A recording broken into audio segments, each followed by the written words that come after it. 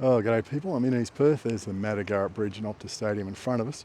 And what we're going to have a look at in the next couple of minutes is what I'd call saturation bombardment information management, or carpet bombing the public with useful information about public works projects.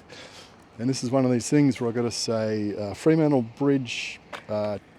Traffic Bridge Project Communications Team. Maybe you should take note of this because there's possibly something that could be quite useful for you.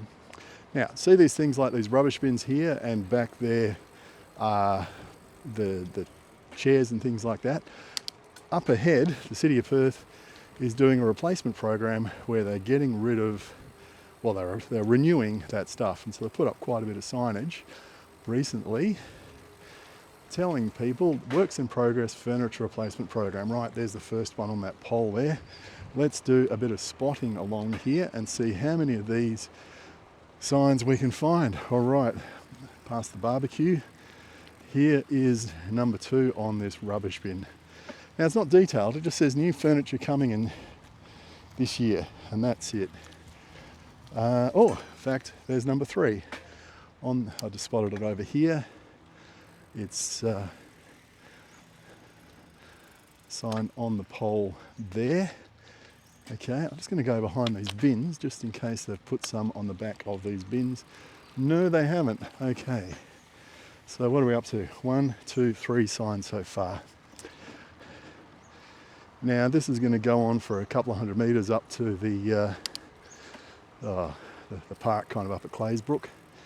So let's see how many we see along the way. Okay, we've got another one here, this rubbish bin. Water bubbler needs replacing, it's looking a bit tired. There you go, there's another sign. And of course that sign is facing the people using the gym equipment. Oh look, there's another one on the pole there. Let me just disturb the ducks here. We'll go back and show you that one. Okay, there you go. If you're having a look at the bridge, you can see there's the sign there. And I've already lost count of what we're up to. And I've also discovered I need to keep an eye out to my side for signs as we go passing by, because they're not all face on like that. Some of them are edge on. Right, there's another one here on this bin.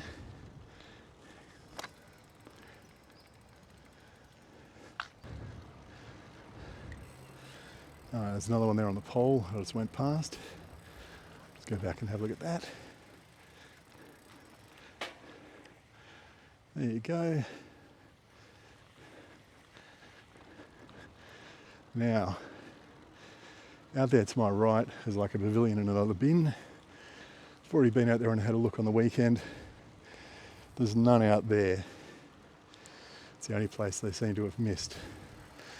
Now, up here at this barbecue, we've got another one on the bin, and then we've got another one on the bin, and then as we come down here, there's another one on that bin there. And if I do a little bend to my left, you'll see there's another one there on that tree. It's a bit hard to hold it. And last but not least, we'll just go down here and I'll show you this one. There's another one on the bin here.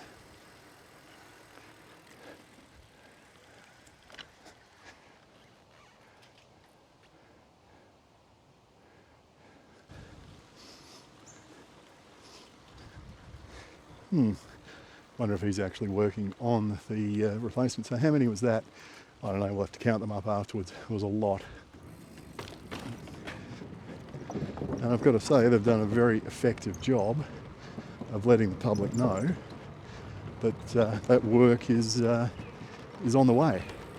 So how about we try and adopt the same principles as that for the Fremantle Traffic Bridge project? Now, I can understand one of the problems might be that the communication team for the project thinks, oh yeah, look, our job is to keep the website up to date, to do community consultation meetings every month or so, and man the hotline and answer emails of people complaining and distribute pamphlets or handbills around to the affected residents and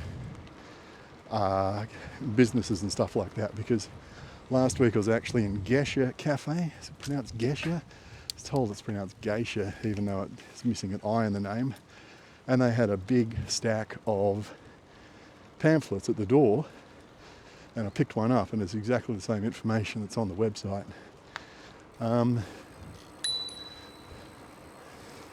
And you know, it's all the kind of what I'd call high-level fluff information without a great deal of detail.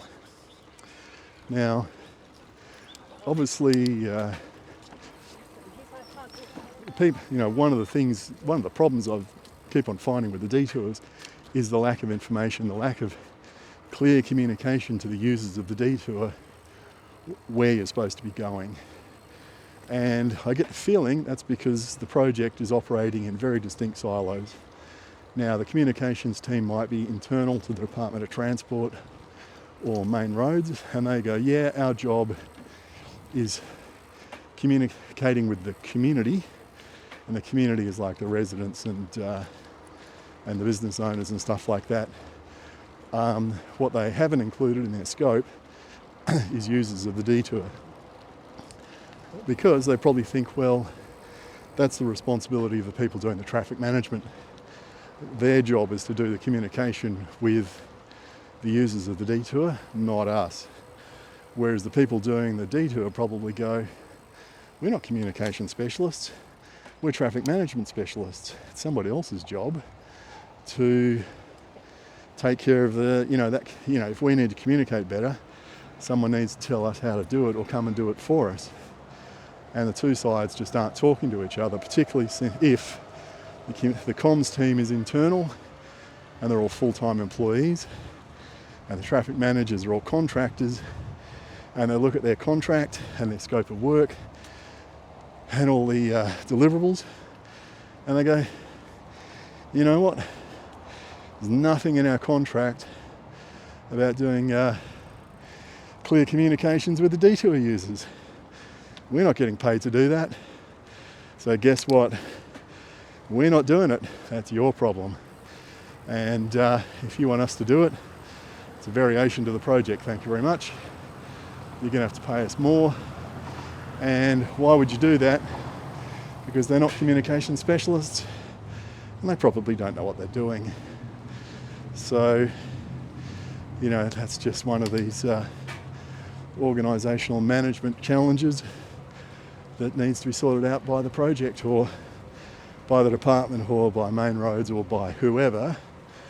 That obviously they need the communications team and the traffic management team to actually start talking and reviewing the on-site communication, the visual communication through signage and maps and things like that, information boards, and improving it. Because when the Burswood Park Trust down here duplicated the shared path last year, they put up these massive signboards down, or at least one big one down at the causeway. Think about the size of a single bed mattress kind of thing. That large, with this huge map you could see from 50 metres away, showing the works and showing the detour. And there's absolutely nothing like that anywhere near the Fremantle Traffic Bridge project. And it's probably crying out for something like that. All right, that'll do.